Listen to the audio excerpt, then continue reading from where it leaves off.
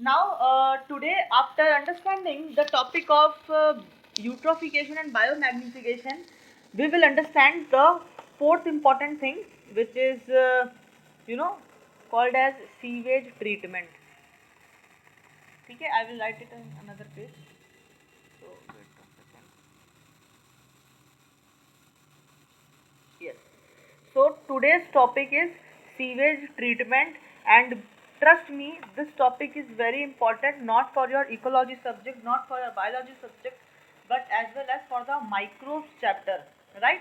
This is very important section to understand, and this is also very conceptual because whenever you try to learn or whenever you try to understand the concept from the microbes chapter or from the NCERT itself, you will not understand what the NCERT is saying, या what the CBSE board is saying. You will not understand. Okay, and अगर भगवान की दया से अगर थोड़ा मोड़ा understand हो भी गया तो देन वो भी वैनिश हो जाएगा, वो भी भूल जाओगी, because this topic is really really important. Okay, and this topic is really very conceptual, and a little bit of rectification is also there in this topic. So this is not a hard topic actually, but the way the way I teach you is the way I teach you na will make you understand this topic very smoothly. Okay, so it is plus here. Okay, so in the sewage treatment, first of all I will कैसे कहाँ से start करें? थोड़ा आवाज कम कीजिएगा ना पापा.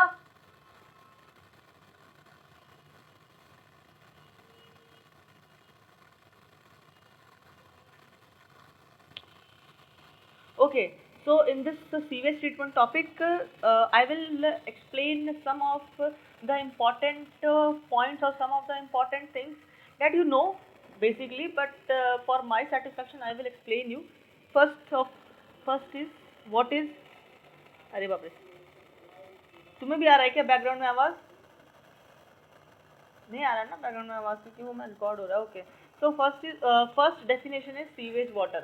Okay, let us go through various definitions that we came across through the whole through this topic. Okay, number one is the sewage water. What is sewage water? From understanding from your basic concept, I will make that the basic concept very much bold, very much concrete, so that कोई भी second thought या doubt नहीं आएगा. Sewage water is generally शहर का गंदा पानी, इसको सीवेज वाटर बोलते हैं, and that water is mixed with मतलब all the type of wastage, basically stool waste से लेके यूरिन से लेके पेपर, प्लास्टिक, हाँ plastic can also be there, and woods can be there, and various other things can be there, जैसे कि fat का जो तुम्हारा फाइबर्स होता है, in fact fats are also there in the sewage water. Domestic waste का जितना भी पानी होता है हमारे घर में जितना भी है, वो सब का सब किसमें इंक्लूडेड होता है? सीवेज वाटर में. फाइन. तो सीवेज वाटर इज शहर का गंदा पानी. इसमें ना sewage water contains human excreta in maximum amount. Human excreta जो होता है मैक्सिमम अमाउंट में होता है सीवेज वाटर के अंदर में. ठीक है. ओके, सो देखो दिखाता हूँ तुमको. पापा आवाज कम कीजिए ना.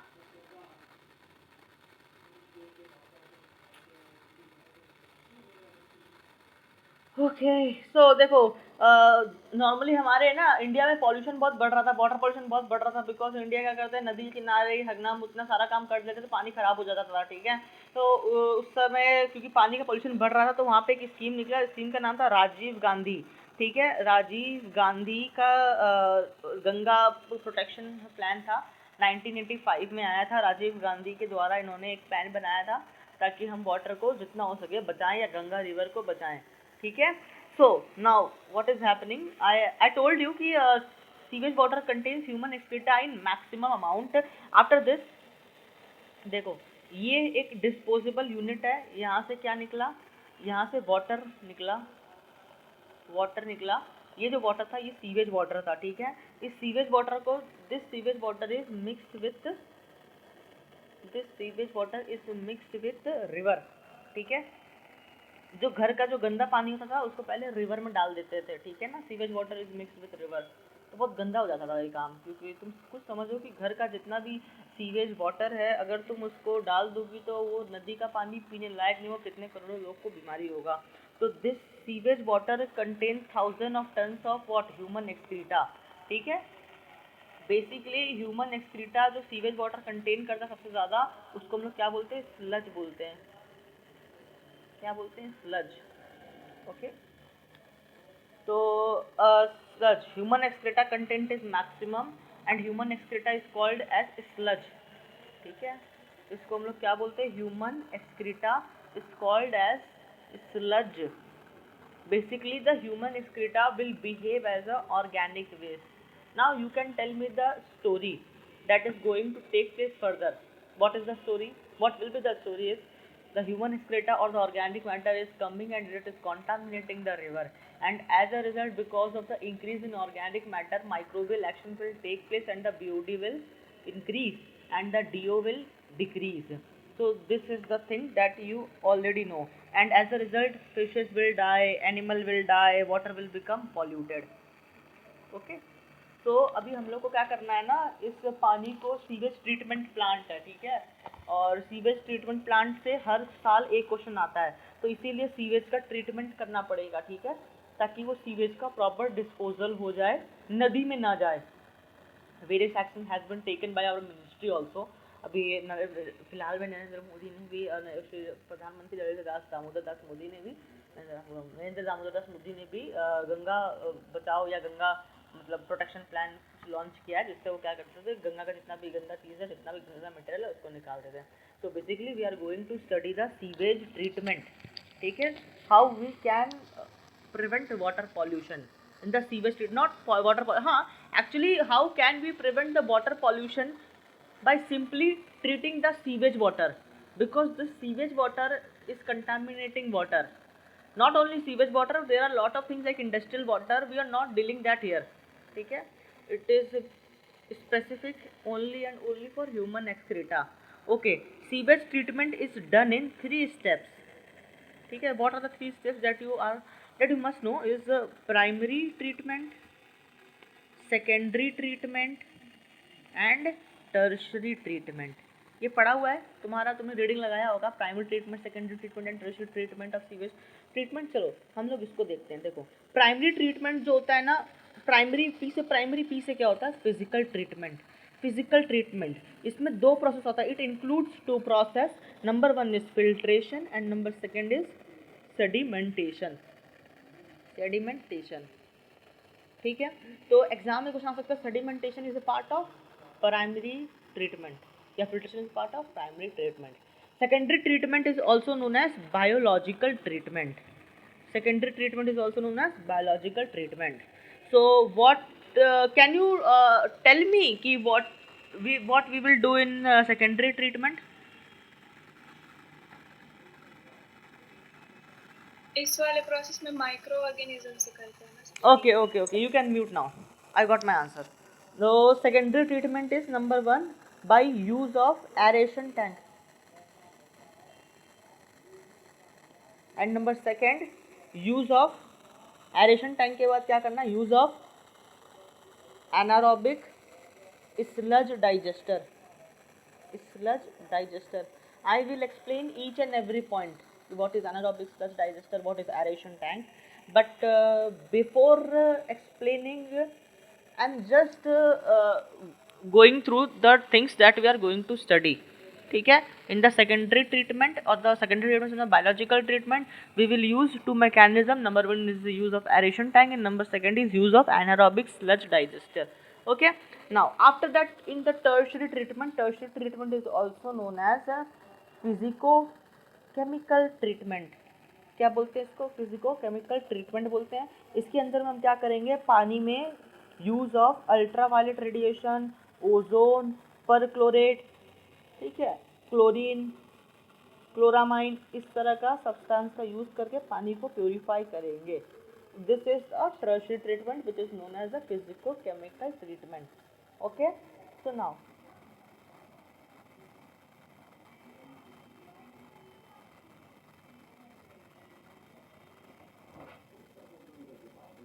पापा को बोलना थोड़ा आवाज कम करेंगे।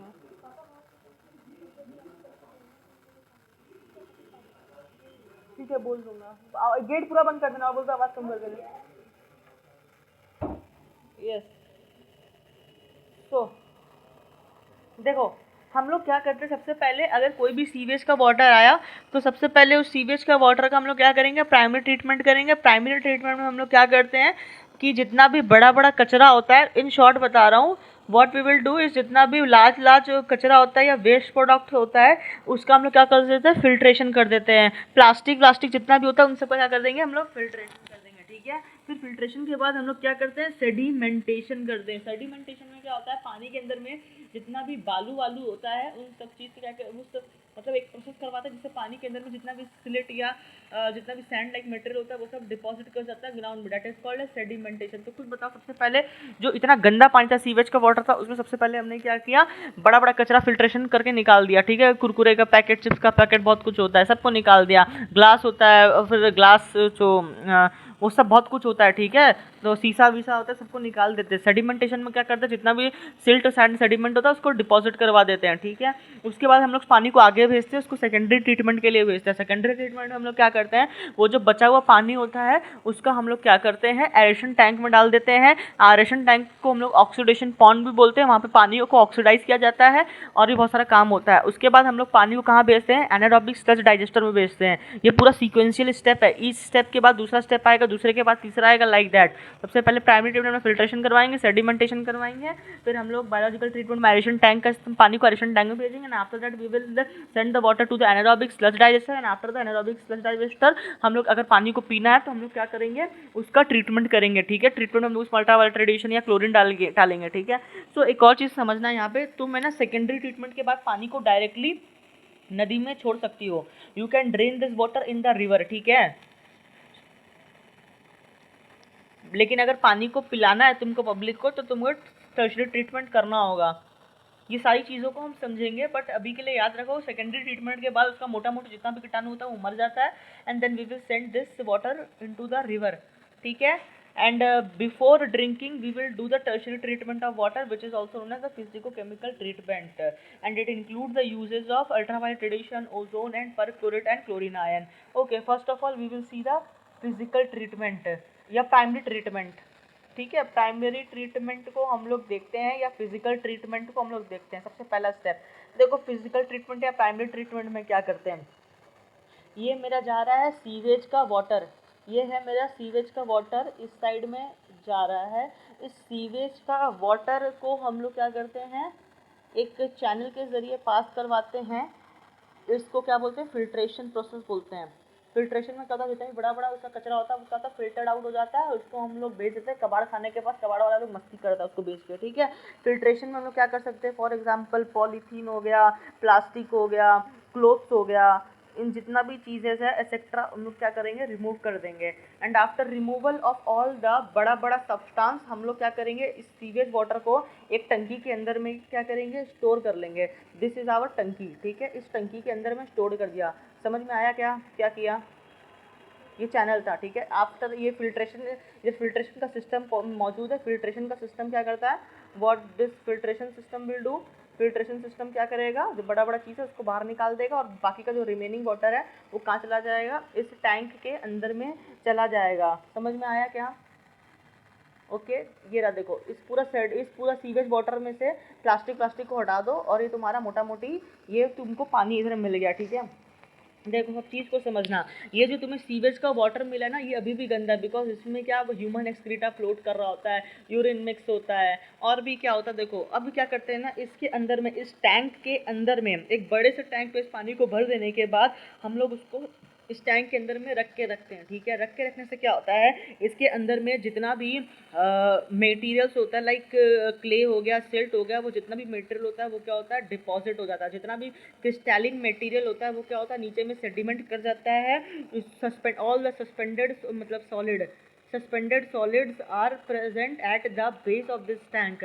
जितना भी मिट्टी बालू होता है वो सब नीचे में जम जाता है। ठीक है, तो ऊपर में बचा हुआ क्या है, ऊपर में है पानी और नीचे में क्या जमा हुआ है, सस्पेंडेड सॉलिड्स प्रेजेंट होता है। ठीक है, लेकिन हमने पढ़ा था कि इस पानी के अंदर में ना बहुत सारा कोलॉइडल चीज होता है। Colloids are those things which can not be, मतलब the colloids can not be suspended ना, दे आर फ्लोटिंग।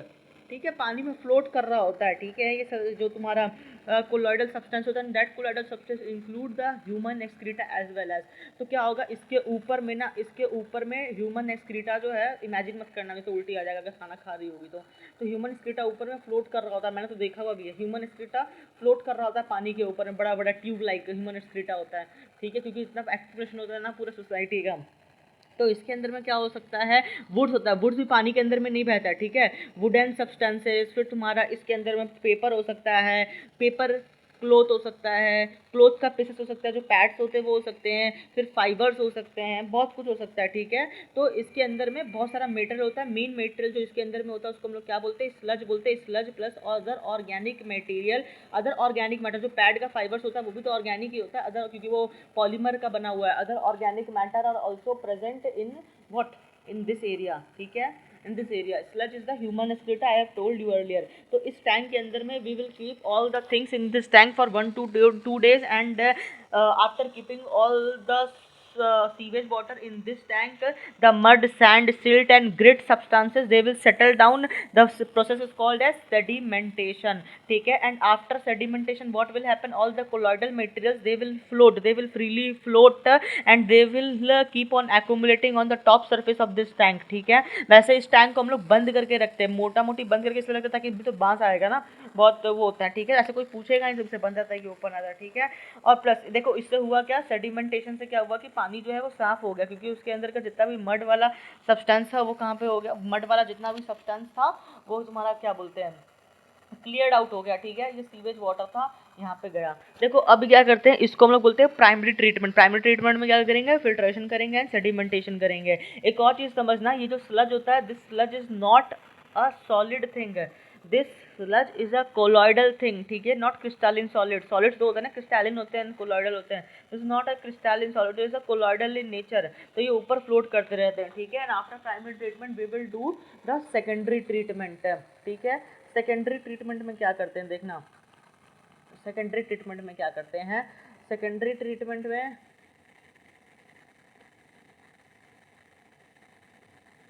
देखो सेकेंडरी ट्रीटमेंट है, इन सेकेंडरी ट्रीटमेंट जितना भी हमारा सीवेज का वाटर था, उस सीवेज का वाटर को अब उस टंकी से निकाल करके हम लोग दूसरे टंकी में शिफ्ट करते हैं। Secondary treatment is also known as biological treatment. और इस टंकी के हम लोग क्या करेंगे, इस पूरे पानी को शिफ्ट करेंगे। जब पूरा पानी शिफ्ट हो जाएगा तो मुझे बताओ इसके अंदर, देखो हमने क्या उधर से निकाला, हमने प्राइमरी ट्रीटमेंट से सिर्फ पानी वाला निकाला, सेडिमेंट वाला प्राइमरी में ही छोड़ दिया। सेडिमेंट को नहीं निकाला, क्या निकाला, सिर्फ सीवेज वाटर को निकाला, that includes the sludge, right, sludge and other organic material. अब क्या करेंगे, इस टंकी के अंदर में हम लोग इस पूरा सीवेज वाटर को रन कराएंगे, सेडिमेंट्स को नहीं कराएंगे, सेडिमेंट प्राइमरी वाला में ही छोड़ देंगे। तो जो सीवेज वाटर है इसके अंदर में ये सीवेज वाटर आ जाएगा, and this sewage water contains the sludge and other organic materials like pads and piece of cloth, wood and fibres like that, ठीक है। सारा पानी स्लज एंड ऑर्गेनिक मटेरियल को हम लोग इसके अंदर में डाल देंगे, इस टैंक के अंदर में, ठीक है। इस टैंक को हम लोग क्या करते हैं, घुमाते हैं, गोल गोल गोल गोल सेंट्रीफ्यूगेशन करवाते हैं। तो घुमाने से क्या होता है ना कि एयर जितना भी होता है, ऑक्सीजन, वो क्या चला जाता है, अंदर चला जाता है, ठीक है। क्योंकि इसको फटाफट फटाफट रोटेट करवा रहे हैं, इस टंकी को गोल गोल घुमा रहे हैं, तो उससे क्या होता है कि देखना तुमने है ना घर में कभी एक्सपेरिमेंट किया होगा, तुम पानी को गोल गोल अपने हाथ से घुमाती तो एक साइक्लोन टाइप का बीच में डिप्रेस्ड एरिया बन जाता है ना, ऐसा इस तरह का डिप्रेस्ड एरिया बन जाता है पानी में, ठीक है। तो इधर तुम ऑलरेडी तुम क्या इतना ज़्यादा ऑक्सीजन का एक्सपोजर करवाए, तो इससे क्या होता है, ऑक्सीजन को एंट्री आसान हो जाता है पानी के अंदर में। तो बहुत ज़्यादा ऑक्सीजन या एयर का जो मॉलिक्यूल्स है वो किसमें चला जाएगा, पानी के अंदर में चला जाएगा, ठीक है। समझ में आया चीज़। जो सीवेज वाटर जो हमने सेकेंडरी ट्रीटमेंट में यूज़ किया इस टैंक के अंदर में, इसके अंदर में हम क्या करते हैं, अपने हाथ से हम लोग इसके अंदर में क्या कर देते हैं, क्या डालते हैं, फ्लॉक्स ऑफ बैक्टीरिया। ये फ्लॉक्स क्या होता है, फ्लॉक्स ऑफ बैक्टीरिया को हम ह्यूमन इंट्रोड्यूस करते जानबूझ के एज अ ट्रीटमेंट, ठीक है। ट्रीटमेंट प्रोसीजर के तौर पे हम लोग फ्लॉक्स ऑफ बैक्टीरिया को, फ्लॉक्स मतलब होता है गुच्छा, बैक्टीरिया का गुच्छा को हम लोग क्या कर देते हैं, साथ में डाल देते हैं, फिर इसको गोल गोल गोल गोल सेंट्रीफ्यूगेशन करवाते हैं, जिससे क्या होता है, इसको ऑक्सीजन मिलता है। This bacteria is aerobic in nature. तो ये क्या करेगा, with the help of oxygen it will digest the sludge material and other organic material. As a result the BOD will increase समझ में आया क्या ये चीज़? And what will happen, this aerobic bacteria will digest the sludge. देखो ये क्या करिए, हमारा जितना भी ह्यूमन एक्सक्रीटर था उसको डाइजेस्ट कर दिया, एंड अदर ऑर्गेनिक वेस्ट, ठीक है, इन सब को डाइजेस्ट कर दिया, ठीक है। अगर बीओडी तुम चेक करोगे तो बीओडी बहुत हाई आएगा, ठीक है। Okay, atmosphere taken up by the bacteria, अपना अब देखो उसमें हुआ कि हमने सिर्फ कुछ गुच्छा डाला था बैक्टीरिया का, but due to the increase supply, क्योंकि देखो गुच्छा था उसको ऑक्सीजन चाहिए था, तो इसीलिए क्या किया, सेंट्रीफ्यूगेशन करवाया, रोटेशन करवाया इस टैंक का, ठीक है। इस टैंक को हम लोग क्या बोलते हैं, एरेशन टैंक, एयर से ना एरेशन आया है, तो इस टैंक को हम लोग क्या बोलते हैं, एरेशन टैंक बोलते हैं। With the help, with the use of aeration tank, large quantities of oxygen can be introduce, can be incorporated into this tank, resulting in the proliferation of the bacteria, the flocks of bacteria जो होते हैं उनका क्या हो जाता है, proliferation हो जाता है। समझ में आया ये चीज़? और ये क्या करेगा, ऑक्सीडेशन करता है किसका, जितना भी ऑर्गेनिक मैटर था, तो इसीलिए इसको हम लोग क्या बोलते हैं, ऑक्सीडेशन पॉन्ड बोलते हैं। क्या बोलते हैं, ऑक्सीडेशन पॉन्ड बोलते हैं।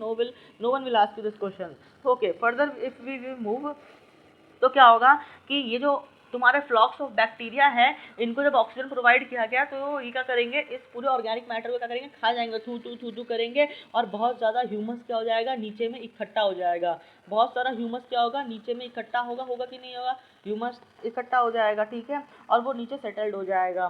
समझ में आया क्या? और बाद में हम क्या कर देते हैं, इस मशीन को बंद कर देते हैं जो गोल गोल घूमता है, ठीक है, क्योंकि बैक्टीरिया को अब ऑक्सीजन नहीं चाहिए, वो सारा ऑर्गेनिक मैटर खा चुका है, तो क्यों बार बार मशीन को घुमाना। समझ में आया? और जितना भी ह्यूमस था इस सीवेज वाटर से, मतलब अब जो ये तुम्हारा सीवेज वाटर है, इस सीवेज वाटर के अंदर में अब ये क्लियर फ्लूइड है। क्या ये क्लियर फ्लूइड है, क्योंकि इसके अंदर का जितना भी टट्टी पेशाब, जितना भी कचरा बचा था, सब डाइजेस्ट हो चुका है, बैक्टीरिया सबको खत्म कर चुका है, 99.99% है। लेकिन तभी भी इस पानी को हम लोग यूज में नहीं लेंगे, ठीक है। मैं पानी का कलर थोड़ा चेंज कर देता हूँ, ठीक है। इसको देखो मैंने किस कलर का पानी बनाया है, क्योंकि इसमें क्या है, थोड़ा तुम्हारा सब्सटेंस प्रेजेंट है, ठीक है।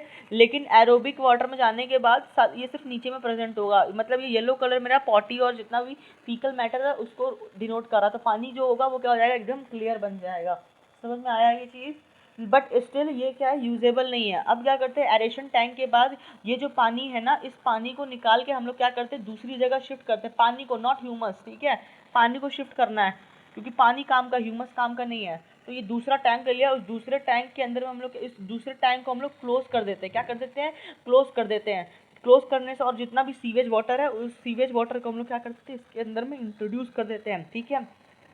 अब क्या करते हैं, इसके अंदर में हम लोग एनारोबिक बैक्टीरिया को डाल देते हैं।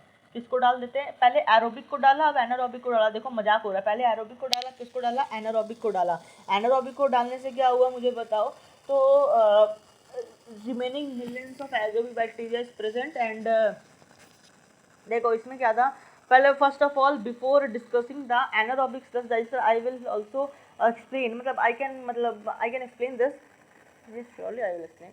ओके, तो देखो क्या है कि इधर हम लोग ने क्या किया, हम लोग ने millions of aerobic bacteria is present in this sewage water, right, and this million of aerobic bacteria, and बचा कुचा थोड़ा मोड़ा अगर स्लज पार्टिकल्स होगा भी या ऑर्गेनिक वेस्ट होगा भी, उसको हम लोग क्या बोलते हैं, एक्टिवेटेड स्लज बोलते हैं। समझ में आया व्हाट इज एक्टिवेटेड स्लज? मैंने ये डेफिनेशन इधर बताया ना, व्हाट इज एक्टिवेटेड स्लज।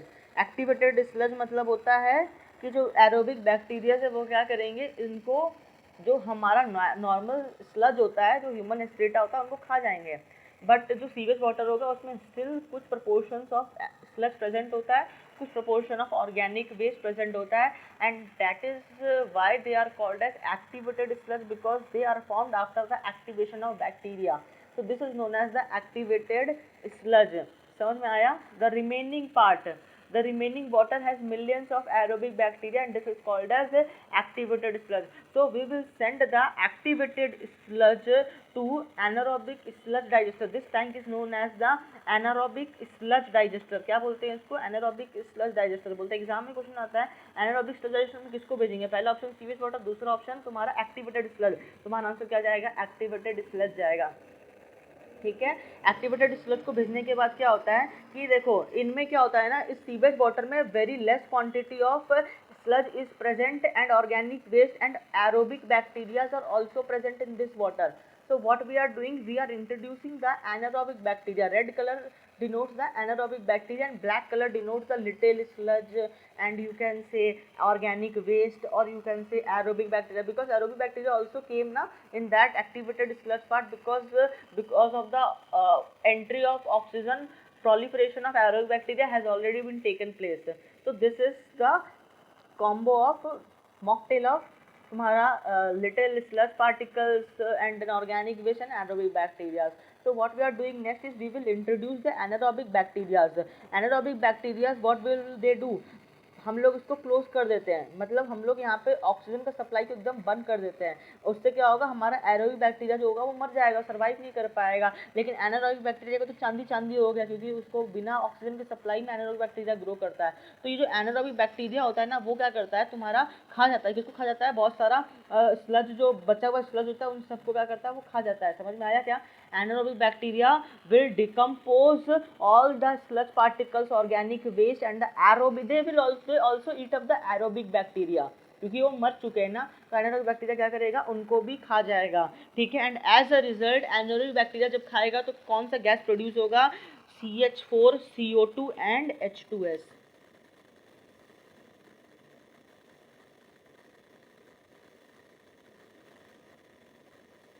देखो ये जो लाइन है ना, ये line more than 4 times has been asked in your NEET examination, more than 4 times. ठीक है.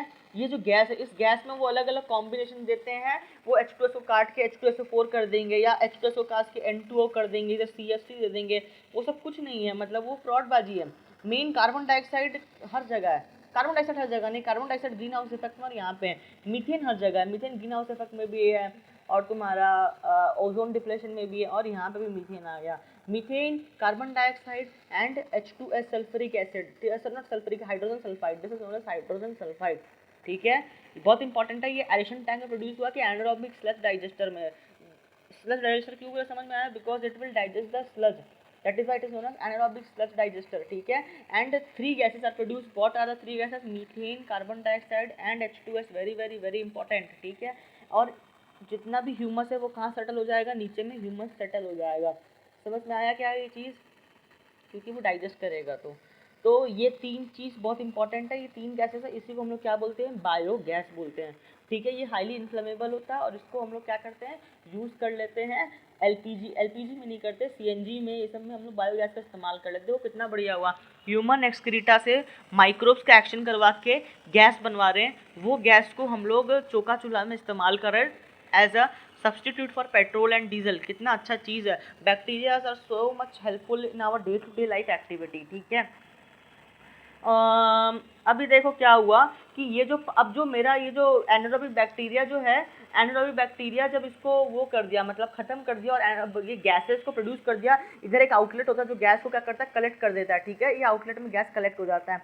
देखो एक चीज़ तुम्हें यहाँ पे समझना पड़ेगा. समझना ये है यहाँ पे कि जितना भी हमारा आफ्टर द सेकेंडरी ट्रीटमेंट जो भी मेरा पानी बचता है, उस पानी को हम लोग कहाँ पे डाल देते हैं? रिवर में डाल देते हैं. कहाँ पे डाल देते हैं? रिवर में डाल देते हैं. Because why we are living. ठीक है. बिकॉज देखो जितना भी एनारोबिक बैक्टीरिया है ना यहाँ पे, जो प्रोलिफरेट कर चुका है, रिवर में डालने से क्या हुआ? वापस ऑक्सीजन का क्या आया? कॉन्टैक्ट आया. तो उससे जितना भी एनारोबिक बैक्टीरिया है वो सब क्या हो जाएंगे? वो सब मर जाएंगे, या वो इनएक्टिवेटेड हो जाएंगे. 1 मिनट में आए. हाँ.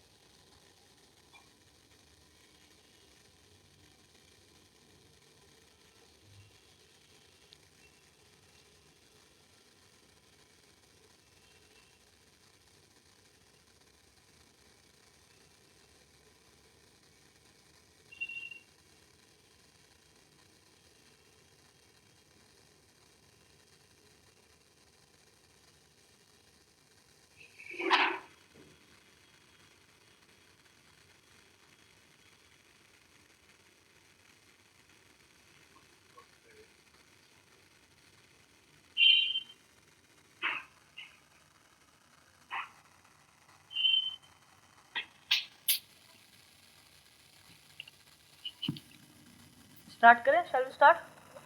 Okay, so what I was saying कि ये एनारोबिक स्लज डाइजेस्टर से हम लोग क्या करेंगे, जो जितना भी रिमेनिंग वाटर्स होता है उसको हम लोग रिवर में इंट्रोड्यूस कर देते हैं, ठीक है। रिवर में इंट्रोड्यूस करने से क्या होता है कि due to the presence of oxygen all the little quantity of anaerobic bacteria, they also get ruled out, they also get damaged, they also get inactivated. As a result, the water will become again fresh, but this water is again not usable, and this water is also not safe for consumption. Why? Because this water has worms, this water has sewage fungus, pathogens, ठीक है, E. coli. E. coli is a bacteria by the way which is present in our gut. Okay, so there are a lot of E. coli strains, but this E. coli is different. This is pathogenic E. coli. This pathogenic E. coli is present ना, this can't be killed. तो इसलिए हम लोग इसलिए इस पानी को हम लोग पी नहीं सकते हैं। तो अब क्या करें, अब हम लोग करेंगे टर्शरी ट्रीटमेंट। क्या करेंगे? टर्शरी ट्रीटमेंट करेंगे। What we will do in the tertiary treatment, carefully देखना कि जितना भी पैथोजन होता है उसको सेकेंडरी ट्रीटमेंट के बाद भी नहीं मार पाए हम लोग, जो बहुत कोलेरा कर देगा, डिसेंट्री कर देगा, उस तरह का पैथोजन को हम लोग नहीं मार पाए। तो हम लोग क्या करेंगे, उस पानी के अंदर में, उस टैंक के अंदर में अल्ट्रावायलेट हो गया, ओजोन हो गया, परक्लोरेट हो गया, इन अल्ट्रावायलेट रेडिएशन को छोड़ देंगे। उससे क्या होता है, जितना भी पैथोजन होता है वो क्या हो जाता है, मर जाता है, ठीक है। तो ये क्या बन जाता है, 100% प्योर ड्रिंकिंग वाटर। क्या हो जाएगा ये, 100% प्योर ड्रिंकिंग वाटर। 0.1% भी अगर पैथोजन या इम्प्योरिटी इसके अंदर में रहता, जो लास्ट क्लास में बताया था, तो पानी पीने लायक नहीं है, ठीक है। पीएमटी में एक और क्वेश्चन आया कि इस पूरे सीवेज ट्रीटमेंट में कितना बार हमने डिकम्पोजिशन को किया है। हमने 2 बार डिकम्पोजिशन किया, एक बार एरेशन टैंक में किया और एक बार एनारोबिक स्लज डाइजेस्टर में डिकम्पोजिशन किया हमने, ठीक है। तो ये 2 बार किया, ये पूछता है पीएमटी में। आगे मोस्ट ऑफ द स्लज, ये भी पूछता है मोस्ट ऑफ द स्लज कहाँ पे डिकम्पोज हुआ। मेजॉरिटी ऑफ द स्लज था वो कहाँ पे, एरेशन टैंक के अंदर में डिकम्पोज हो गया, ये भी पूछता है। और किस टैंक में बायोगैस मिला हमें मिला एनारोबिक स्लज डाइजेस्टर में, ठीक है। एक और चीज़ वो पूछता है कि वाटर को अगर डिसइंफेक्टेंट करना है, क्योंकि डिसइंफेक्शन जो होता है, इन्फेक्शन जो होता है, डिसइंफेक्शन मतलब पानी में से पैथोजन को मारना, वो हम लोग जो करते हैं with the help of various chemicals, ठीक है। कौन से केमिकल यूज़ नहीं करते, फिनाइल नहीं डालते ना पानी में, हम लोग साफ ही लगाते हैं फिनाइल से, तो पानी में नहीं डालते फिनाइल को, ठीक है। ये समझ में आया क्या तुम्हें, ये क्या था व्हाट इज टर्शरी ट्रीटमेंट। एक और चीज़ मैंने यहाँ पे अभी बताया नहीं है, अभी बताऊंगा। देखो हम क्या कर रहे थे, जब भी हम एरेशन टैंक से एनारोबिक स्लज डाइजेस्टर में पानी को डाल रहे थे या एक्टिवेटेड स्लज को डाल रहे थे ताकि उसको एनारोबिक बैक्टीरिया भी खाए, एनारोबिक, हम दोनों को मौका देंगे, हम बहुत मौका पर इंसान है, हम दोनों को मौका देंगे, एरोबिक को भी देंगे, एनारोबिक को भी देंगे। जब एरोबिक उसको चाट जाएगा, मोस्ट ऑफ द स्लज खत्म हो जाएगा और जिसमें एरोबिक बैक्टीरिया का क्वांटिटी बहुत भयंकर लेवल पे होगा, तो हम लोग क्या करेंगे, एक्टिवेटेड स्लज का कुछ पार्ट को बोतल में निकाल लेंगे। समझ में आया, कुछ पार्ट को बोतल में निकाल लेंगे, बिकॉज इस स्लज के अंदर में स्लज का पार्टिकल्स बहुत कम होंगे एंड एरोबिक बैक्टीरिया जो होंगे वो बहुत ज़्यादा होंगे। समझ में आया। एंड अगेन हम लोग कोई दूसरा बार जब साइकिल करेंगे तो दूसरा वापस पानी का आएगा हमारे पास कंटेनर, तो हम लोग उसमें क्या करेंगे, इसी एक्टिवेटेड स्लज को डाल देंगे, जो हमने फ्लॉक्स ऑफ बैक्टीरिया पढ़ा है ना। अब तुम्हारा कॉन्सेप्ट क्लियर हो जाएगा जब वो बोलता है कि after the secondary treatment some quantity of water we can take out this we take out this water, okay, we take out this water which is known as activated sludge because this contain high amount of aerobic bacteria and we will again reintroduce into the aeration tank because it contain the aerobic bacteria, ठीक है। इसको anaerobic में जाने से पहले निकालना पड़ेगा, नहीं तो क्या हो जाएगा, एरोबिक बैक्टीरिया मर जाएगा। So this is all about the sewage treatment. I have explained you the sewage treatment in a very comprehensive manner. So again देखो, अब हम क्या करते हैं, बहुत चीज़ों को हमने अभी पढ़ना है, ठीक है। आफ्टर सीवेज ट्रीटमेंट देखते हैं सीवेज ट्रीटमेंट, ठीक है। पहले सीवेज ट्रीटमेंट, हाँ ठीक है, सीवेज ट्रीटमेंट हो गया। This is all about sewage treatment, ठीक है।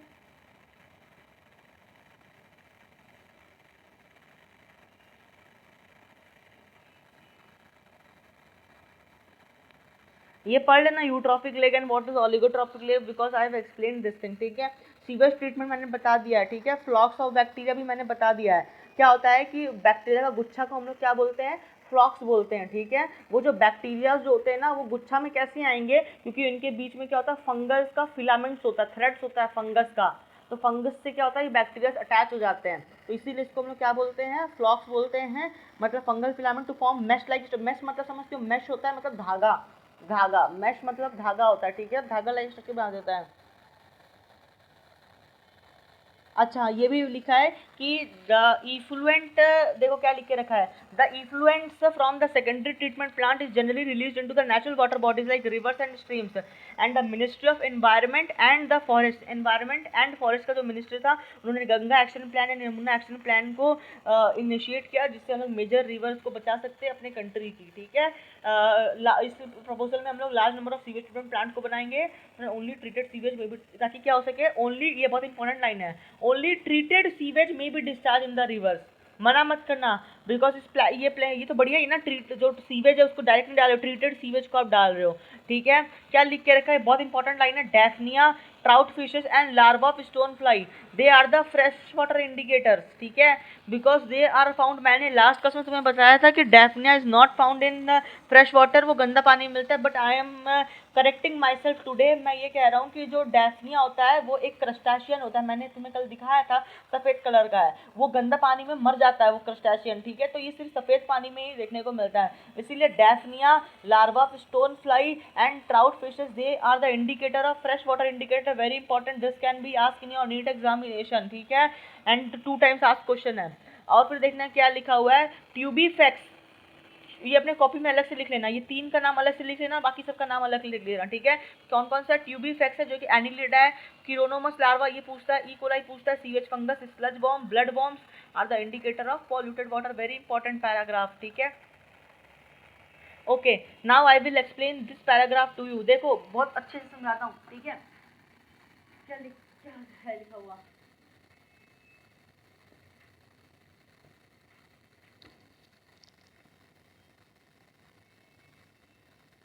ये सपोज करो ये एक कोल्डर एरिया था, कोल्डर एरिया समझते हो, मान लो ठंडा रीजन था, ठंडा रीजन में हम लोग क्या करते हैं, अगर थर्मल पावर प्लांट को स्टैब्लिश कर देते हैं, थर्मल पावर प्लांट का जो इफ्लुएंट होता है, this effluent is hot water, ठीक है, हॉट वाटर होता है, हॉट वेस्ट वाटर होता है, और सपोज करो इधर हम लोग बहुत सारा अगर केमिकल फैक्ट्रीज को लगा देते हैं इन द टंड्रा रीजन, तो केमिकल क्या होगा, बहुत सारा heavy chemicals like cadmium, lead, arsenic, mercury, वो सब क्या होगा, रिलीज हो जाएगा और पानी के अंदर में चला जाएगा, पानी का पॉल्यूशन बढ़ जाएगा, because of the hot water पानी का टेम्परेचर क्या होता है, बढ़ जाता है ना, पानी का टेम्परेचर बढ़ने से क्या होता है, यहाँ पे देखो, अब ये तो फॉर श्योर है, जैसे पानी का टेम्परेचर बढ़ा तो बायोफिजिकल प्रॉपर्टी पानी की चेंज हो गई, पानी की फिजिकल प्रॉपर्टी चेंज हो गई, तो this is a water pollution, ठीक है। लेकिन यहाँ पे पानी का टेम्परेचर बढ़ने से बहुत सारा तुम्हारा डाइवर्सिटी यहाँ पे उगने लगेगा, क्योंकि पानी का टेम्परेचर बढ़ रहा है, ठीक है, ठंडा रीजन में ठंडा होता है ना, वो नहीं उग पाता है, बहुत एक्सट्रीम टेम्परेचर हो जाता है, तो यहाँ पे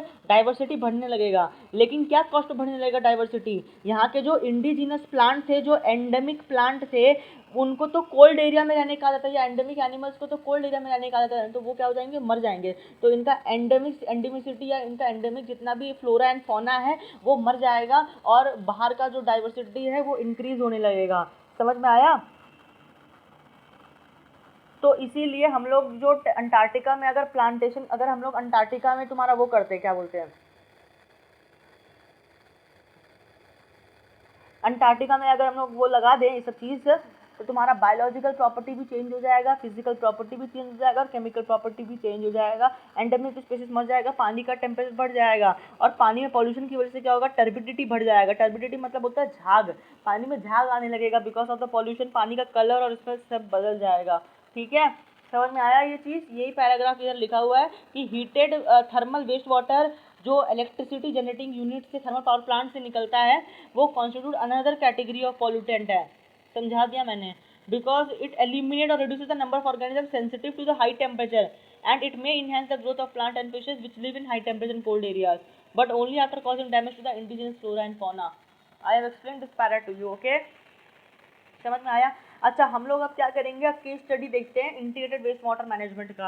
ये केस स्टडी बड़ा आसान है, देखो क्या है केस स्टडी में, केस स्टडी में जितना वाटर पॉल्यूशन बढ़ रहा है ना, तुम चिंता में आ जाओगे जिस हिसाब से मैं ये तुमको इकोलॉजी पढ़ा रहा हूँ कि यार इतना पानी, जो इतना कचरा पानी इकट्ठा हो रहा है तो करे क्या। तो देखो यहाँ पे हम लोग क्या करते हैं ना, एक पहले डायग्राम दिखा देता हूँ। डायग्राम में क्या कर रहे हैं हम लोग, ये डायग्राम है हमारा, ठीक है, 3 4 5 6। तो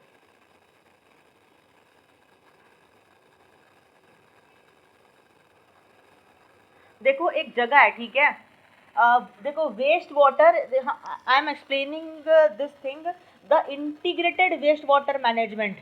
इंटीग्रेटेड मतलब होता है सब कुछ जोड़ना, मतलब सब कुछ जोड़ने को हम लोग क्या बोलते हैं, इंटीग्रेटेड बोलते हैं।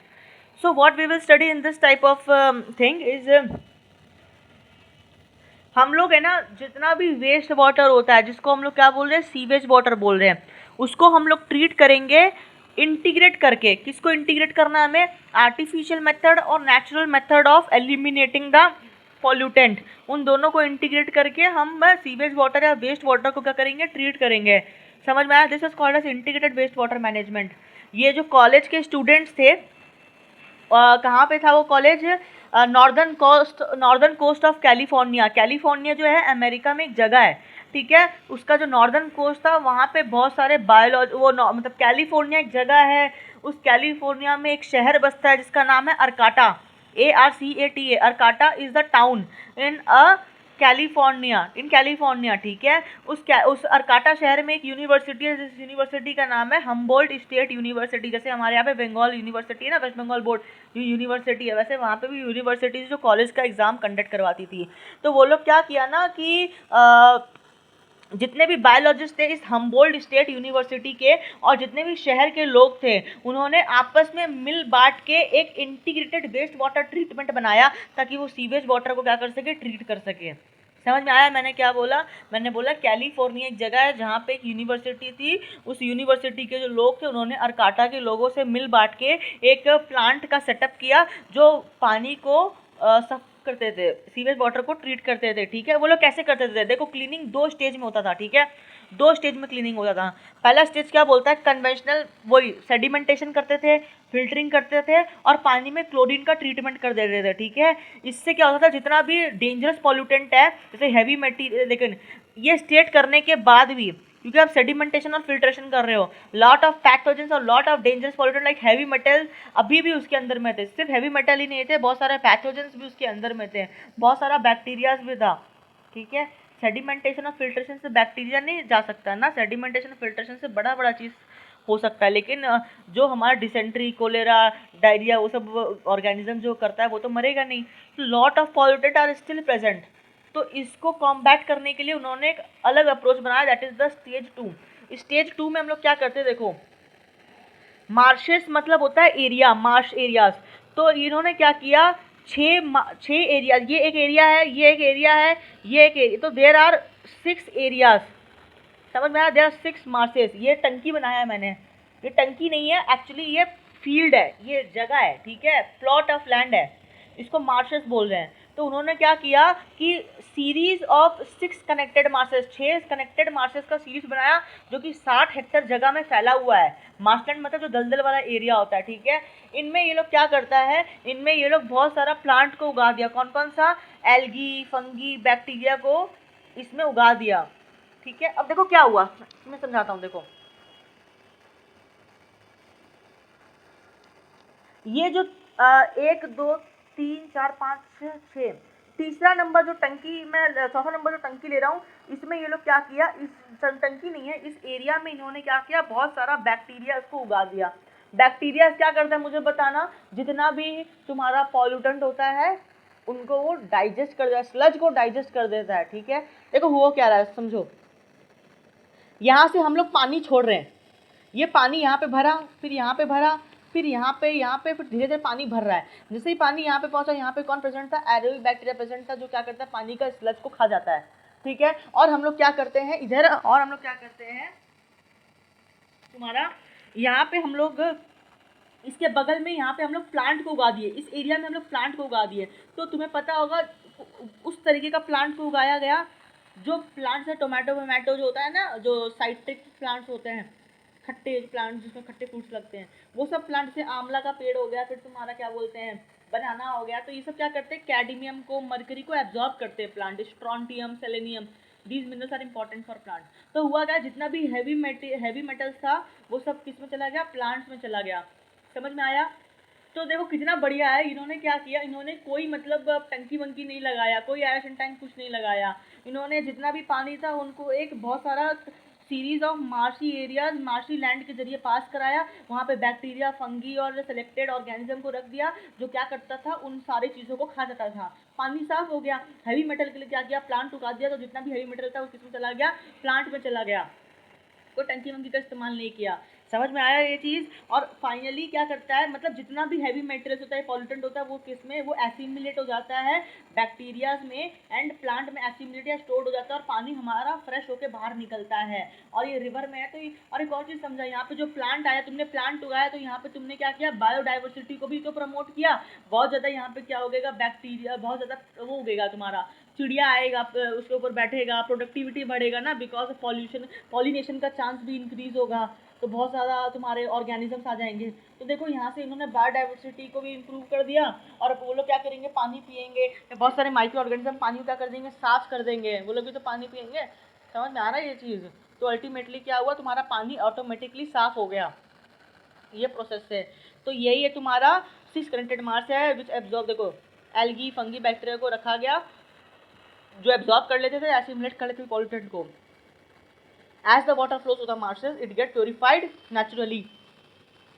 ठीक है, तो ये देखो ये जो मार्शेस एरिया थे they also constitute a sanctuary, इन्होंने हाई बायोडाइवर्सिटी एरिया जिसको हम सैंक्चुरी बोल रहे हैं, उन्होंने ऑटोमेटिकली बना दिया with the high level of biodiversity in the form of fishes, animals and birds that now reside there. समझ में आया ये चीज़? अभी समझाया। अ सिटीजन ग्रुप जिसको हम लोग क्या बोलते हैं, FOAM, very important, can be asked in your NEET examination 2 times asked question, what is FOAM, what is the full form. FOAM का फुल फॉर्म होता है friends of the Arcata Marsh. ठीक है, देखो वहाँ के लोग है, वो जो एरिया है ना 60 हेक्टर्स के जो एरिया है, ऐसा उधर है ना, लोग गार्डिंग के लिए तैनात किए गए। ठीक है, ताकि उस एरिया का प्रोटेक्शन हो सके, क्योंकि सैंक्चुरी डिक्लेयर कर दिया ना। तो वहाँ पे जो आम आदमी लोग हैं ना, सिटीजन्स जो थे, उनको हम लोग क्या बोलते थे, फोम बोलते थे, जो गार्ड करते थे, उस जगह को सेफ रखते थे, क्लीनिंग करते थे प्रॉपर। समझ में आ रहा है इस वंडरफुल प्रोजेक्ट का? तो उनको हम लोग क्या बोलते थे, फोम बोलते थे, यानी friends of the Arcata Marsh, यानी ये जंगल के दोस्त है ये लोग। समझ में आया व्हाट इज फोम? अच्छा, सेम चीज़ हमारे इंडिया में भी आया। इंडिया में क्या आया, देखो ड्राई कंपोस्टिंग टॉयलेट। ये ड्राई कंपोस्टिंग टॉयलेट क्या होता है, देखो एक तो पहला बात, सस्टेनेबल सिस्टम क्या होता है, इसका मतलब समझाता हूँ। What is sustainable system? Sustainable मतलब क्या होता है, विदाउट ह्यूमन इंटरवेंशन भी ये सिस्टम लाइफ लॉन्ग प्रोलॉन्ग कर सकता है। समझ में आया? लाइफ लॉन्ग ये सिस्टम चल सकता है बिना तुमको रोज जाके उसमें से, मतलब ये पॉल्यूशन वॉल्यूशन कुछ नहीं कर रहा। ठीक है, ये ऑटोमेटिकली चल रहा है, that is the sustainable system. तो देखो क्या हुआ, ecological sanitation is a sustainable system. हम लोग इकोलॉजिकली क्या करते हैं, सैनिटेशन कर रहे हैं, कैसे, ड्राई कंपोस्टिंग टॉयलेट का इस्तेमाल करके। ठीक है, ड्राई कंपोस्टिंग में हम लोग क्या करते हैं, देखना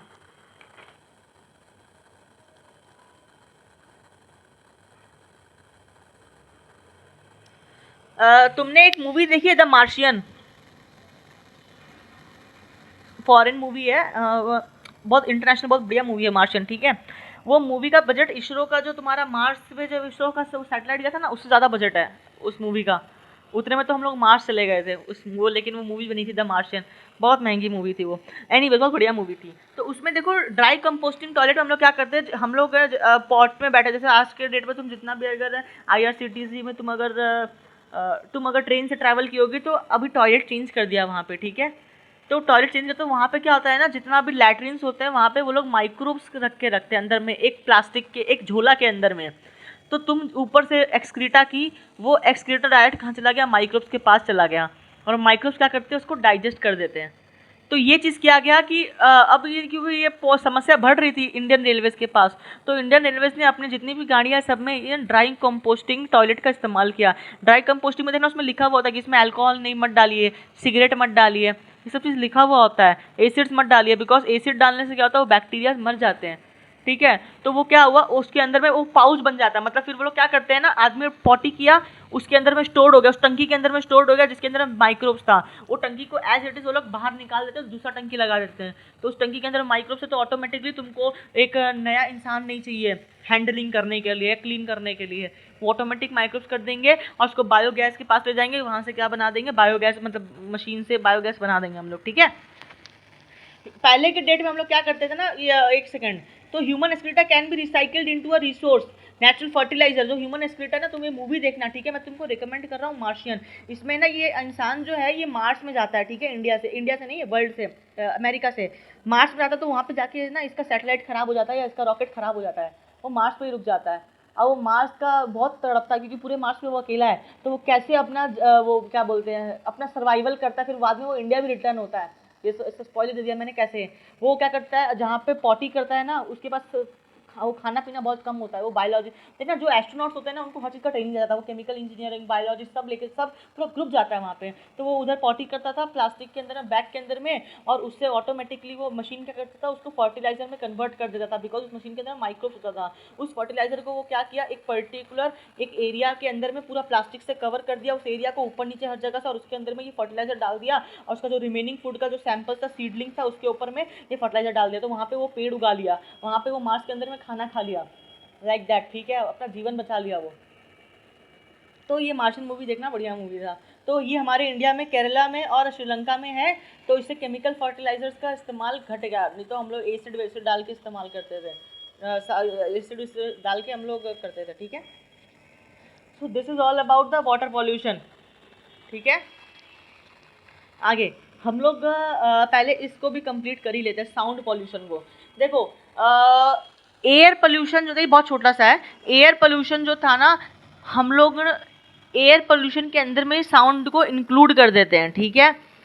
sound, what is sound pollution, atmosphere में नॉइस का बढ़ना, उसको हम लोग क्या बोलते हैं, नॉइस पोल्यूशन या साउंड पोल्यूशन। नॉइस क्या है, नॉइस एकदम लाउड साउंड है, ठीक है ना, जो एकदम बेकार लगता है, बहुत डिस्टर्बिंग होता है, अनप्लीजेंट साउंड होता है, अनवांटेड साउंड होता है। जो कॉमन थिंग्स साउंड पोल्यूशन के लिए रिस्पॉन्सिबल है, वो इंडस्ट्रीज हो गया, मिल्स हो गया, ट्रांसपोर्टेशन का जो गाड़ी घोड़ा होता है, टेलीविजन का stereo, loud speaker, jade plant, वो सब नॉइस पोल्यूशन करता है। तो हमारे ऊपर से प्लेन जाएगा, नॉइस पोल्यूशन करता है, ठीक है। इंटेंसिटी देखो, हम लोग है ना 25 डेसिबल तक सुन सकते हैं, मतलब 25 डेसिबल नॉर्मल हियरिंग होता है, 25 डेसिबल तक, ठीक है। 80 डेसिबल के ऊपर अगर साउंड जाता है तो उसको हम लोग क्या बोलते हैं, नॉइस पोल्यूशन बोलते हैं, इंपॉर्टेंट। 80 डेसिबल से ऊपर जाएगा तो क्या बोलेंगे, नॉइस पोल्यूशन। तो तुम्हारा जेट वेट होता है ना, उसमें 100 समथिंग होता है, बहुत ज़्यादा होता है उसके अंदर में, ठीक है। इंडिया में ये बहुत इंपॉर्टेंट है, मार्क कर लेना, मैं जितना भी प्रिवेंशन कंट्रोल पॉल्यूशन एक्ट लिखाऊंगा वहाँ पे लिखाऊंगा। वैसे इंडिया में air prevention and control of air, bracket में प्रिवेंशन एंड कंट्रोल, प्रिवेंट भी करना है, कंट्रोल भी करना है पॉल्यूशन को। Air prevention and control of pollution act आया कब आया, 1981 में।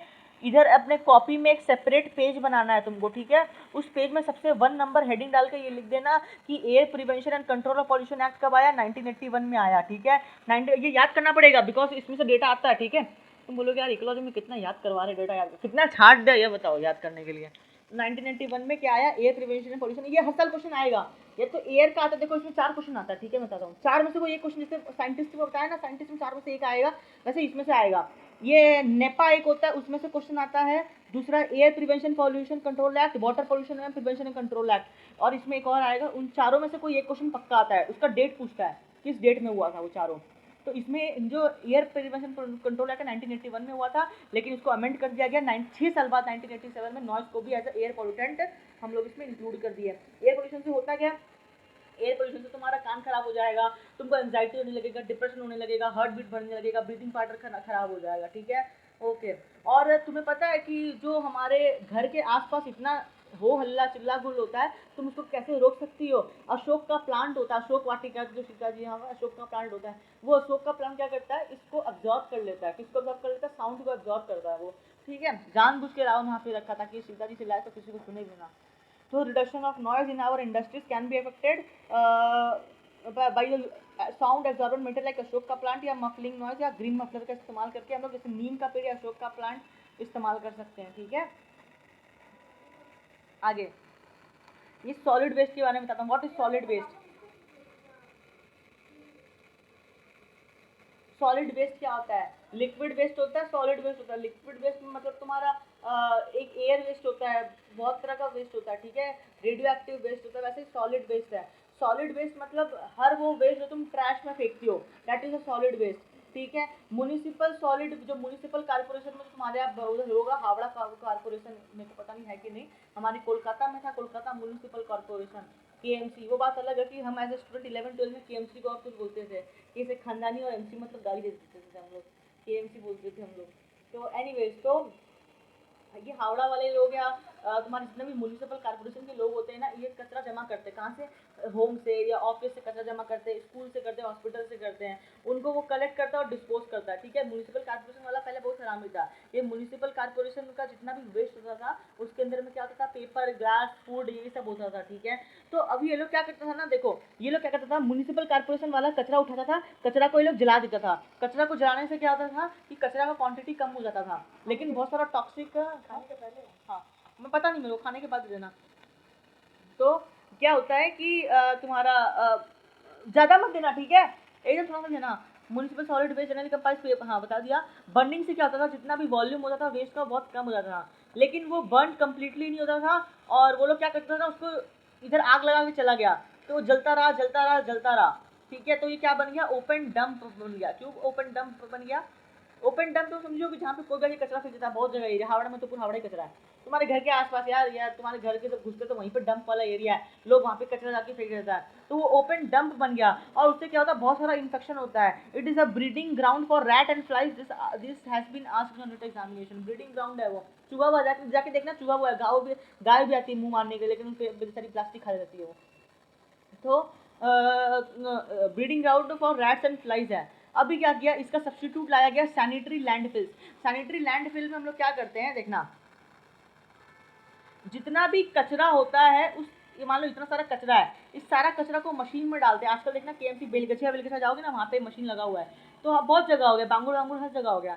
तो ये जितना भी कचरा होता है मशीन क्या करता है, इसको कॉम्पैक्ट कर देता है, पूरे कचरा को चपटा देता है। तो ये पूरा कचरा को तुम क्या करती हो, एक एरिया के अंदर में ले जाती हो और वहाँ पर डाल देती हो, और इसके ऊपर क्या होता है, धूल गिरते रहता है, धूल गिरते रहता है, डस्ट क्या करता है, इसको कवर कर लेता है, ठीक है। ये जो है ना एलन वाले, ये एलन वाले क्या खेलते हैं मैं तुम्हें बताऊँ, ये जो डर्ट लिखा है ना, ये एवरीडे, एलन वाले 4 ऑप्शन देते हैं, एवरीडे, ईयरली, एनुअली। धूल हर दिन गिरती है, ठीक है, covered with, annually, everyday, monthly कुछ नहीं, एवरी डे, ठीक है। एवरी ईयर, वो एवरी ईयर भी दे देंगे, एवरी मंथ दे देंगे, एवरी डे, ठीक है। तो वेस्ट को हम लोग क्या करते हैं, डंप कर देते हैं, उसके ऊपर धूल गिर जाती है, फिर वेस्ट को डंप कर देते हैं, फिर धूल गिर जाती है। पहले के ज़माने में क्या होता था, जब कचरा वो लोग डालते थे तो यहाँ से ना लीक कर जाता था, क्योंकि जब तुम कचरा को इकट्ठा कर रही हो तो उससे रसायन या केमिकल्स लीक हो जाता है, जो ग्राउंड वाटर को क्या कर देता है, कंटामिनेट कर देता है। तो ये तरह का चीज़ भी होता है, बता दिया। देखो क्या लिख के रखा है, sanitary landfills are not really much of solution since the amount of garbage generation. Metros में इतना बढ़ गया है, there is danger of seepage of chemicals leak कर जाएंगी, अंडरग्राउंड वाटर रिसोर्सेज क्या हो जाएगा, पॉल्यूट हो जाएगा। समझ में आया ये चीज़। अच्छा ये प्लास्टिक का भी समझा देता हूँ, बहुत इंटरेस्टिंग है ये प्लास्टिक का कहानी। देखो प्लास्टिक का कहानी ऐसा है, तुम्हारे मन में आता होगा, अपने मन में तुम्हारे ख्याल आता होगा, कभी कभी तुम्हारे मन में ख्याल आता होगा, ये जो प्लास्टिक है नॉन बायोडिग्रेडेबल है, ये हमारे अर्थ पे इकट्ठा होते जा रहा है, इसका कुछ तो सॉल्यूशन होगा, तुमको कुछ पता है? तुम तो ऐसे मैं जानना चाहता हूँ तुम्हारा क्या सॉल्यूशन है प्लास्टिक वेस्ट को लेके। प्लास्टिक का क्या किया जाए, क्योंकि प्लास्टिक का क्वांटिटी तो धीरे धीरे इंक्रीज हो ही रहा है, बताओ क्या करना चाहिए? प्लास्टिक वेस्ट को रिड्यूस करने के लिए बोलो। प्लास्टिक यूसेज कम करो। वाह, कितने ये हो गए तुम्हारे बड़े विचार, ब्रॉडली यूटिलिटेरियन और नैरो यूटिलिटेरियन। बताओ छोटी सी बताओ, बोलो, देख के नहीं बोलना है।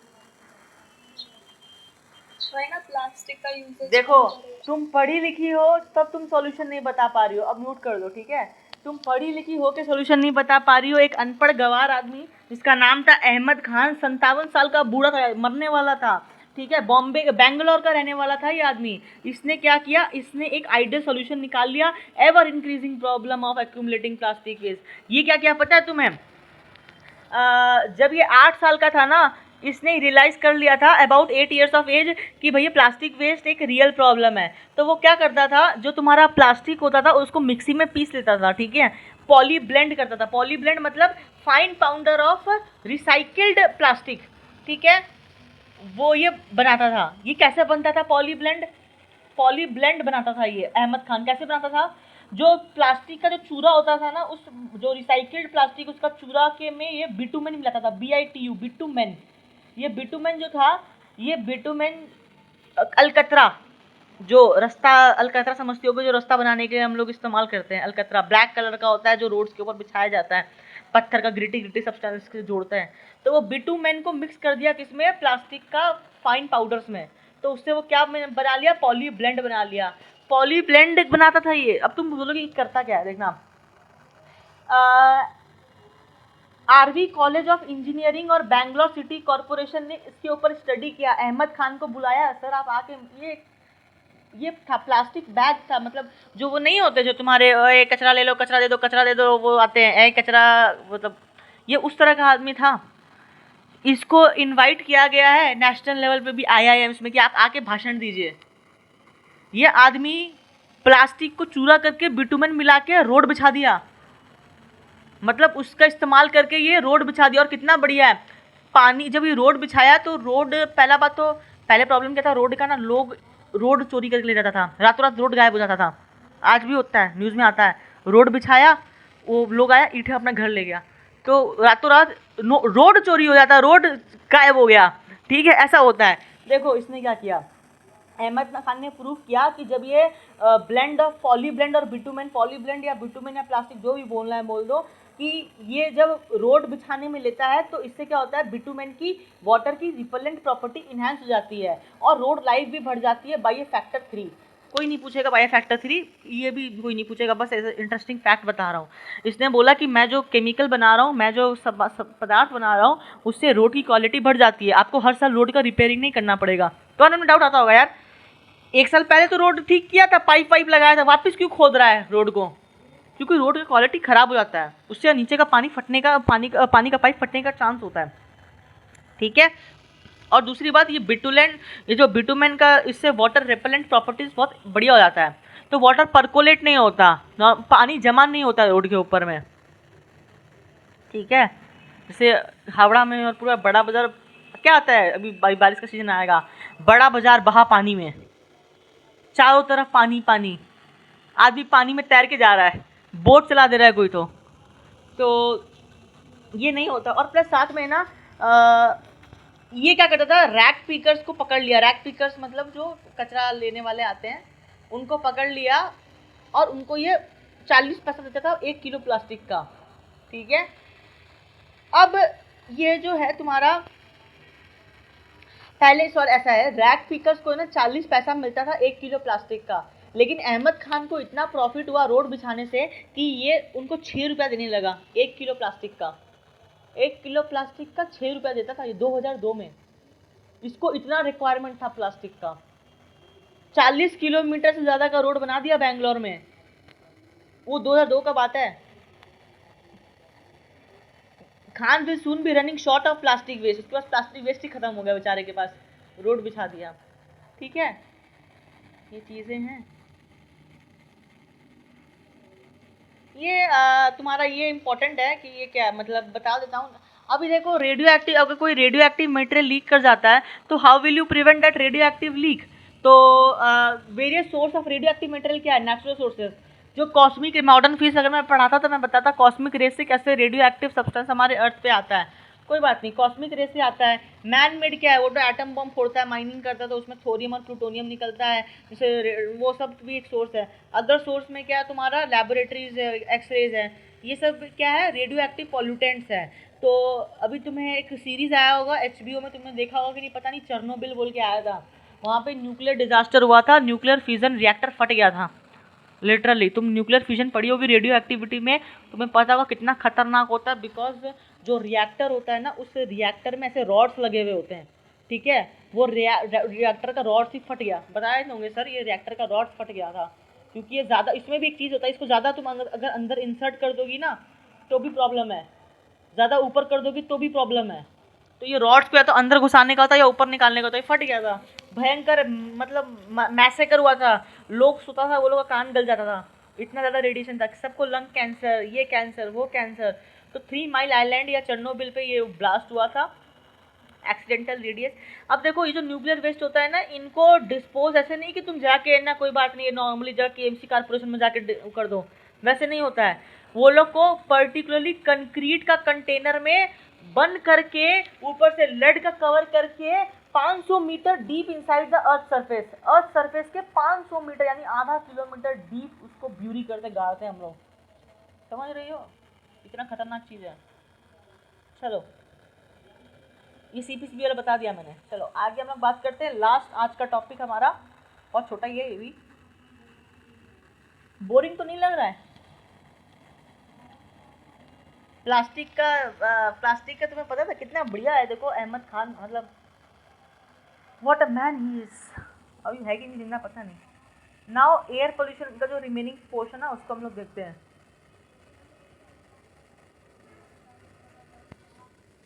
जो एयर में पार्टिकल्स प्रेजेंट होते हैं ना, अगर उनको मेरे को रिमूव करना है, एयर पोल्यूशन में जो आया था याद होगा, तो में गैसियस पॉल्यूटेंट होते हैं और पार्टिकुलेट मैटर होता है। वो पार्टिकुलेट मैटर को रिमूव करने के लिए मेरे पास 2 इंस्ट्रूमेंट है। एक इंस्ट्रूमेंट को बोलते हैं एरेस्टर, क्या बोलते हैं एरेस्टर्स, और दूसरे को हम लोग बोलते हैं स्क्रबर्स, एरेस्टर एंड स्क्रबर्स, ठीक है। एरेस्टर में भी 2 आता है, एक आता है तुम्हारा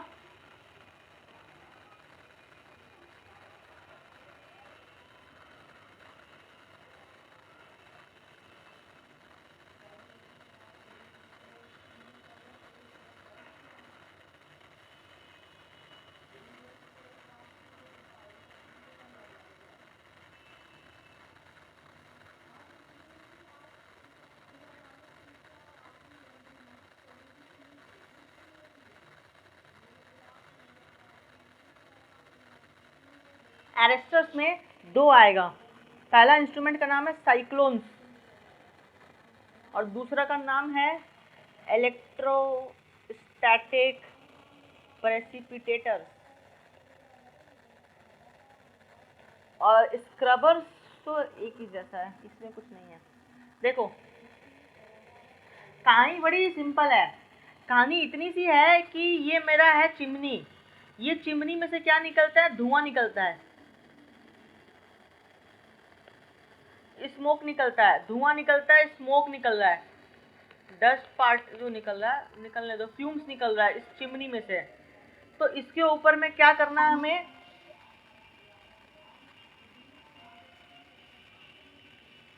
मैंने क्या बोला कि जो हमारा एरेस्टर मतलब जो तुम्हारा पार्टिकल्स होते हैं ना, वो चिमनी से अगर निकल रहे हैं, अगर पार्टिकल चिमनी से निकल रहे हैं तो हम लोग क्या करेंगे, इसके ऊपर में एक मशीन लगा देंगे। उस मशीन को हम लोग क्या बोलते हैं, इलेक्ट्रोस्टैटिक प्रेसिपिटेटर्स बोलते हैं, ठीक है। ये इलेक्ट्रोस्टैटिक प्रेसिपिटेटर्स करता क्या है, इसको देख लो। देखो इस मशीन के अंदर में ना रॉड्स होते हैं, ये हो गया मेरा वर्टिकल रॉड, ये बोलोगे वर्टिकल रॉड तो डॉट क्यों बनाया, और एक होता है इसमें हॉरिजॉन्टल रॉड। वर्टिकल मतलब प्लेन के परपेंडिकुलर, तुम्हारे कॉपी के परपेंडिकुलर रॉड्स है, वर्टिकल रॉड्स है, और एक होता है हॉरिजॉन्टल रॉड इस मशीन के अंदर में, ठीक है। ये वर्टिकल रॉड को नेगेटिव इलेक्ट्रोड के साथ कनेक्ट करते हैं और हॉरिजॉन्टल रॉड को पॉजिटिव इलेक्ट्रोड के साथ कनेक्ट करते हैं, ठीक है। इसके ऊपर एकदम high voltage of current, high voltage pass कराते हैं। तो इससे क्या होता है, यहाँ पे एक आयंस का एक एरिया बन जाता है, इसको हम लोग क्या बोलते हैं, corona, corona, not corona radiata, not corona virus, it is corona, ठीक है। कोरोना ये तुमने इलेक्ट्रोस्टैट्स में पढ़ा होगा, कोरोना क्या होता है, हाईली मतलब हाईली एनर्जाइज्ड इलेक्ट्रिक फील्ड को हम लोग कोरोना बोलते हैं। एक एरिया बन जाता है जहाँ पे इलेक्ट्रिक फील्ड बहुत स्ट्रांग है। अब हम लोग क्या करते हैं, यहाँ से पास करवाते हैं स्मोक को। तो होता क्या है ना, जो स्मोक के पार्टिकल्स होते हैं वो स्मोक के पार्टिकल्स इस कोरोना रीजन से टकराते हैं, ठीक है, और उनके ऊपर क्या आ जाता है, नेगेटिव पार्टिकल के ऊपर में क्या आ जाता है, नेगेटिव चार्ज आ जाता है, ठीक है। अब इसको हम लोग इस स्पीड से फ्लो कराते हैं कि ये आराम से इस पॉजिटिव इलेक्ट्रोड में चले जाए। समझ में आया? ज़्यादा स्पीड से अगर इसको बहा देंगे तो क्या हो जाएगा, ये हॉरिजॉन्टल इलेक्ट्रोड पे जाके चिपक नहीं पाएगा। तो इसको इस स्पीड से बहाते हैं कि ये धीरे धीरे जाए और इसके जितने भी पार्टिकल्स हैं वो डेविएट हो जाए, क्योंकि नेगेटिव पॉजिटिव अट्रैक्ट होता है। तो जो एयर यहाँ से निकलेगा उनके अंदर में क्या होगा, स्मोक के पार्टिकल्स नहीं होंगे, क्योंकि suspended particle matter of less than 2.5 micrometre size is very very much harmful. समझ में आया क्या मैकेनिज्म क्या था इसका, इलेक्ट्रोस्टैटिक प्रेसिपिटेटर्स का? इलेक्ट्रोस्टैटिक प्रेसिपिटेटर्स 99% जो होता है इफेक्टिव होता है। मेन मोस्ट इंपॉर्टेंट है ये इलेक्ट्रोस्टैटिक प्रेसिपिटेटर। एलन वाले नीट वाले क्वेश्चन पूछते हैं पहला ऑप्शन कितना परसेंट इफेक्टिव है, 99%, दूसरा 90%, तीसरा 99.99%। तुम्हारा आंसर जाएगा 99%। ठीक है,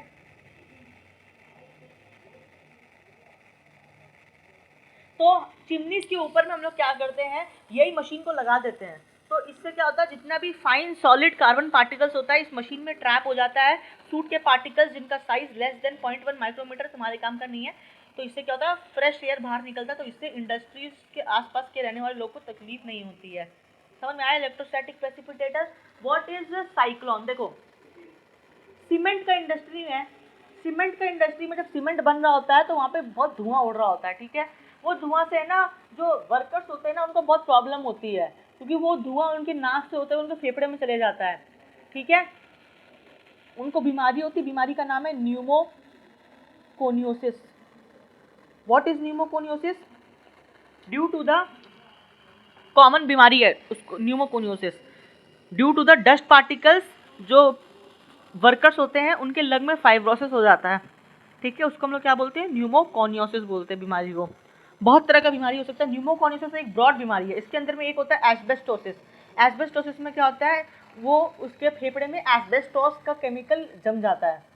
ठीक है, एक होता है तुम्हारा इसके अंदर में एंथ्राकोसिस। एंथ्राकोसिस मतलब कोल के जो पार्टिकल्स होते हैं वो जम जाते हैं। ठीक है, सिडरोसिस मतलब होता है आयरन के पार्टिकल्स जम जाना, उसको हम लोग बोलते हैं सिडरोसिस। एक होता है कॉटन के फाइबर जम जाते हैं, तो वो क्या हो जाता है तुम्हारा, बैगोसिस होता है। वैसे बोलते हैं, तुम फाइब्रोसिस समझ के रखना, लंग फाइब्रोसिस। बहुत तरह का बीमारी होता है। तो ये जो धुआं है जिनके अंदर में पार्टिकल है इनको एलिमिनेट करना है। कैसे एलिमिनेट करेंगे, देखो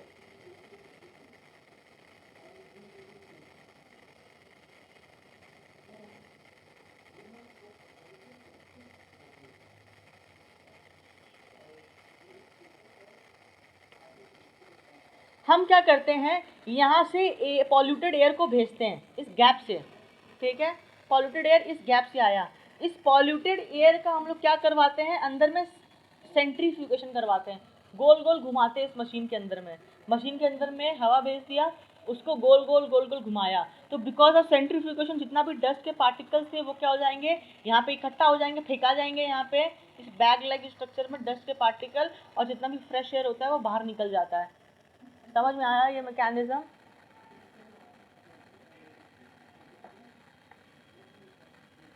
सेंट्रीफ्यूगल फोर्स, इसको हम लोग क्या बोलते हैं, साइक्लोन बोलते हैं।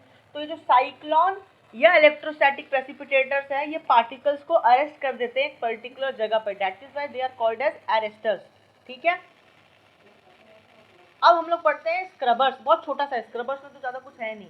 स्क्रबर्स में क्या होता है कि देखो बहुत सारा केमिकल इंडस्ट्री, अगर ये तो होगा तुम्हारा सॉलिड मतलब पर्टिकुलर मैटर्स के लिए मैंने बताया, दोनों पर्टिकुलर मैटर्स है, पार्टिकल का साइज है। लेकिन अगर गैसियस कंपाउंड है, गैसियस पॉल्यूटेंट है, लाइक तुम्हारा नाइट्रोजन का ऑक्साइड, सल्फर का ऑक्साइड, समझ में आ रहा है तुमको, या कार्बन डाइऑक्साइड ये मान लो, तो तुम क्या करोगी, यहाँ से पास करवाओगी इस इंस्ट्रूमेंट के अंदर से। ठीक है, अभी क्या होता है, इस इंस्ट्रूमेंट के अंदर में ना फुआरा होता है, फुआरा फाउंटेन्स होता है। ठीक है, वो फाउंटेन्स क्या कर रहा है, पानी गिरा रहा है ऊपर से, देखो पानी गिरा रहा है ऊपर से। ठीक है, फाउंटेन गिरा रहा है। ये मोस्टली ये क्या करता है, लाइम का इस्तेमाल गिराता है, पानी नहीं गिराता, क्या गिराता है, लाइम वाटर गिराता है। ठीक है, लाइम वाटर तुम पढ़ी होगी, कैल्शियम ऑक्साइड को बोलते हैं लाइम वाटर। ठीक है, लाइम वाटर ऊपर से गिराता है। ठीक है, ये जो कैल्शियम ऑक्साइड है इस कार्बन डाइऑक्साइड रिच गैस से कंबाइन करता है और कैल्शियम कार्बोनेट का क्रिस्टल्स नीचे में डिपॉजिट हो जाता है। तो जो एयर बाहर निकलता है वो गैसियस पॉल्यूटेंट से क्या होता है,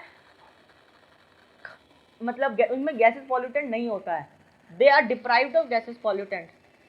समझ में आया मैंने क्या बोला? जितना भी गैसियस पॉल्यूटेंट होते हैं, फॉर एग्जांपल SO2 है, SO है, सल्फर के ऑक्साइड है, वो किस में कन्वर्ट हो जाएंगे, H2SO4 में कन्वर्ट होकर नीचे इकट्ठा हो जाएंगे। NO है तो वो HNO3 नाइट्रिक एसिड की फॉर्म में इकट्ठा हो जाएंगे। तो जो गैस निकलेगा उनमें सल्फर या नाइट्रोजन के ऑक्साइड्स नहीं होंगे। समझ में आ गया? हेलो, HNO3 H2SO4 सेटल्ड हो जाता है, ठीक है।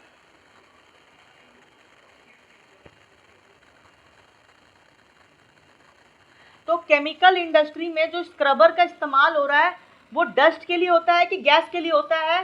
गैस के लिए होता है, गैसेस सब्सटेंस या गैसेस पॉल्यूटेंट के लिए होता है, ठीक है। और चलो एक चीज समझना, जब भी तुम कोई भी हाइड्रोकार्बन्स को, अगर तुम उस हाइड्रोकार्बन्स को धीरे धीरे जलाओगी तब धुआं निकलेगा। अगर हाइड्रोकार्बन्स को सडनली हाई टेम्परेचर में बंद कर दोगी तो कोई धुआं नहीं निकलेगा। तो हम लोग को चाहिए कि हम लोग ऐसा कुछ लगा दें जिससे धुआं ना निकले। अच्छा, ऑक्सीजन की प्रेजेंस में जलाना है तो उसको हम लोग बोलते हैं इंसिनरेशन, और ऑक्सीजन के एब्सेंस में अगर जलाना है तो उसको हम लोग बोलते हैं पायरोलाइसिस। इंसिनरेशन, तुमने गई होगी, तुम लैबोरेटरी में गई खून देने के लिए, तुम खून का टेस्ट किया, जो नीडल हुआ, देखा एक मशीन में डाल रखा है, आवाज आता है, एकदम इलेक्ट्रिक करंट सा लगता है, वो इंसिनेटर होता है। इंसिनेटर में क्या होता है, जितना भी तुम्हारा सब्सटेंस होता है रिसाइक्लेबल, जो नॉन रिसाइक्लेबल है, उसको वो लोग बर्न कर देता है ऑक्सीजन के प्रेजेंस में, एकदम हाई टेम्परेचर में, हजारों डिग्री सेल्सियस होता है उसके अंदर में। नीडल को डालता है, पट पट पट आवाज आता है, पूरा नीडल एशेस में कन्वर्ट हो जाता है हाई टेम्परेचर में। उसको हम लोग क्या बोलते हैं, इंसिनरेशन बोलते हैं, ठीक है। अच्छा, एक चीज पढ़ना, अभी ये तो क्लियर हो गया। नेक्स्ट क्लास में, अभी तो 2 क्लास और बचा है यार इस सॉल्यूशन का। नेक्स्ट क्लास में हम लोग देखेंगे केस स्टडी ऑफ दिल्ली, ठीक है। दिल्ली का केस स्टडी देखेंगे, और डेमोग्राफी जो हमारा बचा हुआ है वो देखना है हमें चैप्टर, डेमोग्राफी। डेमोग्राफी मतलब पॉपुलेशन, छोटा चैप्टर है, ज़्यादा बड़ा चैप्टर है नहीं डेमोग्राफी का, ठीक है। वो तो आधे घंटे का चैप्टर भी नहीं है डेमोग्राफी। तो डेमोग्राफी देखना, और ये देखना है, और तुम्हारा ये केस स्टडी देखना है, ठीक है। इधर मैं ना केस स्टडी में तुम्हें क्या बताऊंगा, मैं बता देता हूँ। केस स्टडी ऑफ दिल्ली में तुम्हें मैं बताऊंगा जो यूरोनॉर्म्स में भारत स्टेज होता है ना, वो आएगा यहाँ पे, ठीक है। वैसे चाहूँ तो मैं उसको आज भी कंप्लीट कर सकता हूँ, बट तुम्हारा मन लग नहीं रहा है, मेरे को पढ़ाऊंगा तो तुम बोल्ड हो जाओगी, तो मतलब नहीं है। तो we will do this thing in next class. Next class will be of 1 hour only. In the 1 hour itself we will complete all these things. तो आज तुम्हारा ट्यूशन कितना बजे से है? आज तो 4:30 से। 4:30 से, ठीक है। तो अगर तुमको लगता है, हाँ कल